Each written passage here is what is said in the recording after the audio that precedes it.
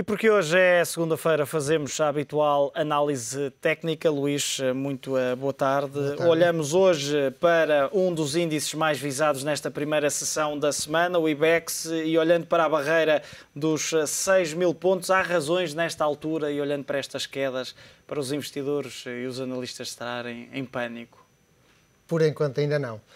Por enquanto ainda não, por dois fatores. Um deles porque esta barreira dos 6.000 pontos tem que se dar ou tem que se perder com 2 dias consecutivos para ser considerada a perfuração de um suporte. Também porque daqui poder-se-á estar a desenvolver uma figura a que se chama duplo fundo. Figura essa que seria de reversão. Mas também não temos que ser tão otimistas, porque perante o cenário atual, portanto, isto representa algum perigo. A verdade é que encontramos muito mais perto desta barreira, deste suporte importante dos 6.000 pontos, do que da sua resistência de 7.220 pontos.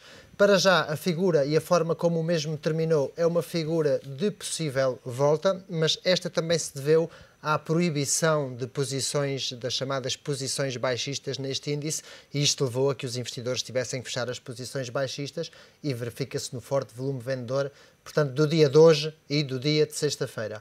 Portanto, no que respeita ao IBEX, aquilo que há a respeitar ou aquilo que há a analisar é de facto esta barreira dos 6.000 pontos. E aquilo que poderei dizer é que a perda deste nível, com 2 vezes consecutivos, levará tecnicamente este índice ao nível de 5.400 pontos e 5.100 pontos. Outros níveis que possam de alguma forma sinalizar o alarme na Europa? Precisamente.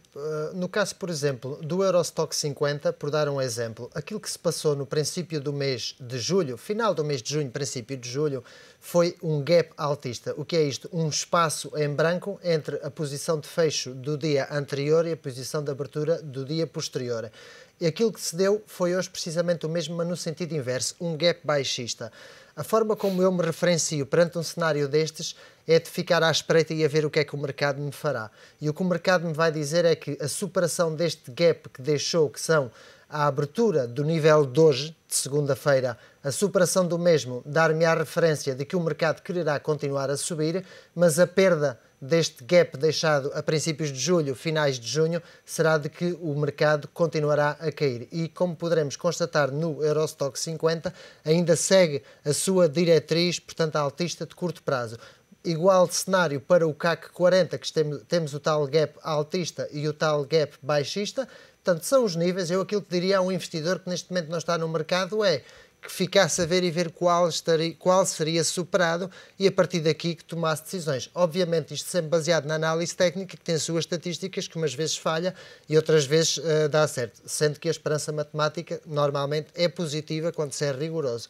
No caso do DAX 30 temos precisamente o mesmo cenário. E onde é que o DAX 30 se parou hoje? Pois precisamente na média móvel dos 200 períodos. Média móvel esta que tem pendência altista porque está em cor azul e que, por se parar neste nível, diz-nos que daqui não quererá descer mais. Para o dia de hoje também já fechou, mas a coincidência de se ter parado neste nível demonstra que os investidores com visão de longo prazo dirão que por agora chega e veremos as próximas sessões. Mas o cenário é o mesmo. O gap altista de princípio de julho, finais de junho, dar-nos a indicação de que o mercado continuará a cair e a superação da parte alta dir-nos-á que as suas intenções são de subir. Depois temos aqui, aquilo que temos aqui é um semiciclo, digamos, dentro de todo este ciclo altista, temos aqui um semiciclo, mas que deverá superar o nível 6.820 no médio prazo, para que isto não seja a típica figura de ir aqui à diretriz baixista de mais longo prazo. Estes são os níveis e é aquilo que devemos respeitar, portanto, nos índices europeus mais importantes. Luís, olhando para as perspectivas euro-dólar, para os telespectadores do ETV que normalmente acompanham muito o mercado cambial e, naturalmente, a relação entre estas duas divisas. De facto, o par euro-dólar continua em fase, portanto, de descidas, continua em tendência de descida, em todos os prazos, em longo, médio e curto prazo, mas está já muito próximo do suporte. E o suporte eu poderei dizer que estará entre o nível 1,1880, 1,1920. No entanto, um aspecto que eu considero importante a ressalvar é que eu nunca sigo o euro-dólar sem seguir o índice do dólar.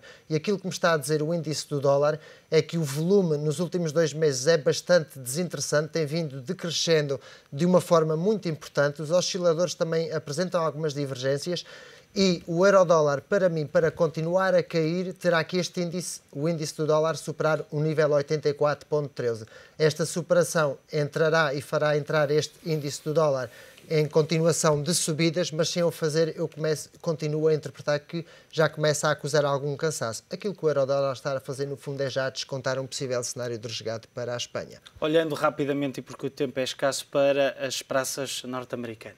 As praças norte-americanas, pegando num gráfico, aquilo que demonstraram e aquilo que fizeram foi uma figura de duplo topo na semana anterior e daí virem a corrigir. Aquilo que eu posso dizer é que no Dow Jones Industrial teremos que vigiar o nível 12.620 para o curto prazo e para que mantenha a fiabilidade altista, 2.650 pontos para o Nasdaq 100 e no caso do Standard Poor's 500 o nível de 1.330 é o nível a vigiar.